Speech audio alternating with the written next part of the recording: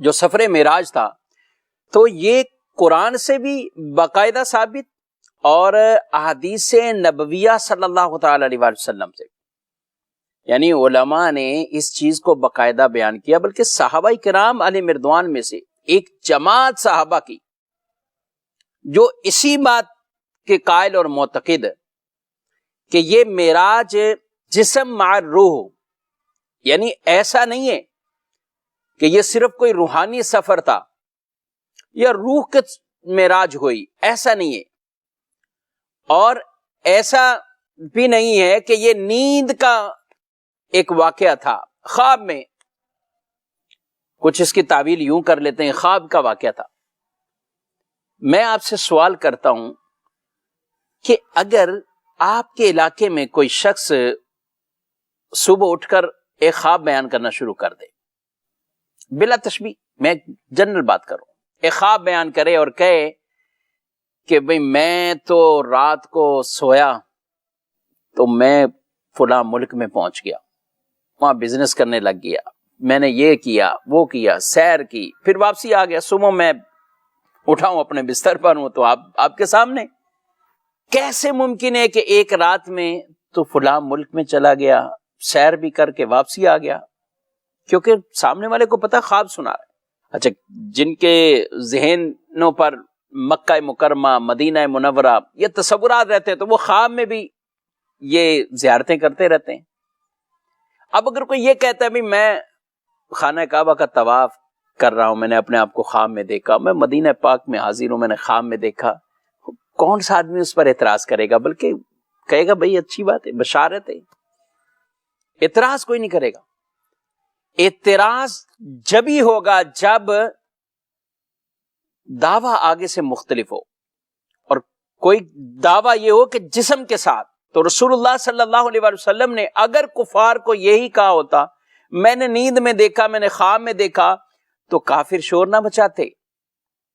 پھر ایسا معاملہ کہیں نہ ہوتا، پھر آگے اس طرح کے شور مچانے والے، نشانیاں طلب کرنے والے، علامات پوچھنے والے، مسجد اقصیٰ کے بارے میں سوال کرنے والے یہ نہیں ہوتے۔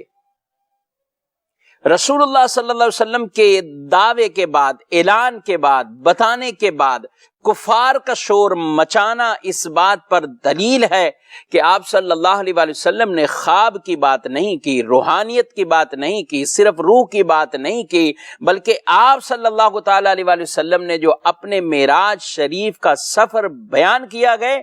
وہ اپنے جسمانی طور پر یہ بیان فرمایا ہے، تبھی تو انہوں نے ایسے ایسے سوالات کھڑے کر دیے۔ تو اس لیے جو یہ کہے کہ یہ روح کا معاملہ تھا وہ بھی غلط، جو یہ کہے کہ نیند کا معاملہ تھا وہ بھی غلط۔ ہمارا عقیدہ اور جمہور اہل اسلام کا یہ عقیدہ ہے کہ معراج شریف جسم مع روح دونوں کے ساتھ، جسمانی طور پر بھی آپ باقاعدہ جسم کے ساتھ تشریف لے کر گئے، مسجد حرام سے مسجد اقصیٰ، مسجد اقصیٰ سے آگے آسمانوں پر، ان آسمانوں پر آپ نے انبیاء سے ملاقاتیں کی، ہر آسمان پر ایک وہ خاص دروازہ جو کسی کے لیے کبھی نہیں کھولا گیا،